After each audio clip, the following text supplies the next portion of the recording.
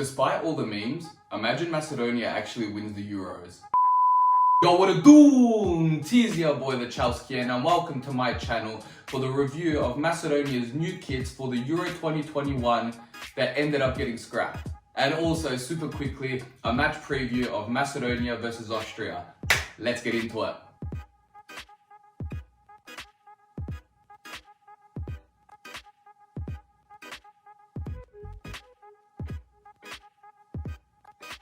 After having the same kit since 2016, Jako, or however you pronounce it, decided to upgrade Macedonia's new kits for the Euro 2021, and he ended up getting some backfire and some outrage, and let's find out why. Before we find out why, let's actually look at the new kits, and these are it right here. A dark red burgundy with white as the secondary on the sides for the home kit, the away kit are white with a yellow secondary, and the third kit are black with an orange undertone. And all the kits had an outline of a geometric link.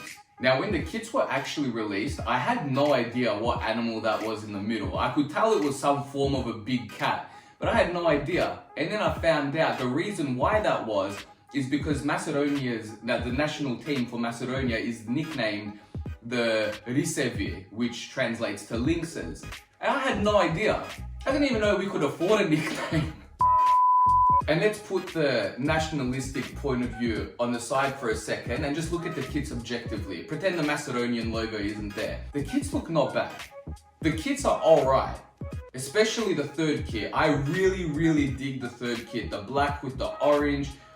It looks kind of sexy. It looks sleek and classy, and it's something that I really dig. But the outrage obviously wasn't about the third kit or the away kit, which I actually also like, but it was for the home kit. And the reason why, it's because it's a much darker red than the typical royal red or whatever red this is. And people in the comments were just saying stuff like Latvia 2.0, Latvia 2.0. Now the funniest thing is about these kits is that the President Stevo Penderovski actually visited Pope Francis to gift him the top with his name on the back of it. As you can see in the picture, it says in Macedonian, Papa Francis. And this is what I find funny about the kit. Now, I'm not saying if you're Italian, you can only wear an Italian jersey, but the Pope is Argentinian, and he gets handed a top of a different nationality with his name on it. Now, don't get me wrong, I love Croatia, but if you handed me a Croatian kit with my name on the back of it, that's just weird. On top of my head, I have no Croatian bloodline in my family. But if you handed me a Croatian kit with Mateo Kovacic on the back, I'd love that. That would be absolutely amazing. But your name on another nationality, I don't know, I just find that weird. And obviously after all this, the Macedonians lost their mind because it wasn't this kind of red compared to that burgundy red. And Jako, or however you pronounce it, ended up dropping the kits, and we're just like, alright, here, hey, after all the protests, you can just wear these kits again. After 5 years, we're still wearing the same kits. That's the most Macedonian thing you can see.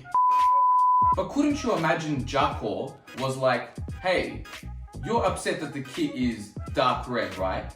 Why don't we just make it a little bit lighter? Because to my knowledge, the Macedonians weren't cut because there was a lynx on it, or because there was white, or whatever it may have been. They were upset that it was dark red. So why wasn't Jako like, hey, my bad, let's just make it a little bit lighter and you guys will be happy, right? But no, they're like, here, take the old kits again. And we're like, all right, thank you, we're happy with this. Bro, now I actually just realized they pulled these jerseys off of everywhere. The website, you can't buy it anywhere, anything like that. And that means Papa Francis is one of the only few people on this earth to have that top. So would this make it like the rarest top in the world? I'll slide into the Pope's DMs and ask him if I can have the top, if he doesn't mind. And to finish off the video, I'm going to give a quick match preview of Austria versus Macedonia. You see, we've versed them twice in the last couple years for the Euro qualifier, actually, before we qualified through the Nations League. And both matches we lost twice, 4-1 at home and 2-1 away. And you might say, hey, I'm a little bit nervous versing them given the last results. But at that time, if I remember correctly, we were ranked about 120th, 130th. And after promotion of the Nations League, qualifying and all this sort of stuff, we're now ranked 62nd, which literally is halfway from where we were. And since then, we've had a lot of positive additions into our squad, and we're the first team to beat Germany in their home soil in over 20 years. So there are some positive things to look at. We have progressed as a national team. The way I look at it is that Netherlands would actually be the favourites to top the group, and then you have Ukraine, Austria and Macedonia who are going to battle for second and third spot. Top 2 of 4 obviously get automatic qualifications, and if you finish third, you go into the next round, which is possible qualifications. And to be honest, just looking at the group, between Ukraine and Austria, we can definitely get a win. And maths say if we win at least one, we will surely at least finish third. So I'm feeling a little bit confident. There is no reason why we can't do that, to at least get a few positive results. You know, we beat Germany, surely we can get a draw against Netherlands or Ukraine and then maybe beat Austria.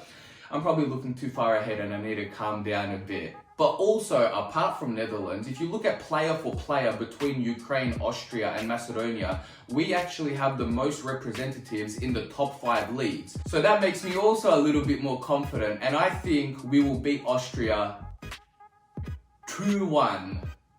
I was thinking 2-0, but I have a feeling we're going to concede. So 2-1, I'm going with that. And thank you so much for watching. If you enjoyed this video, please give it a like, comment below, and if you're new to this channel, throw in a sub. Thank you so much for watching. Austria, we're coming for you.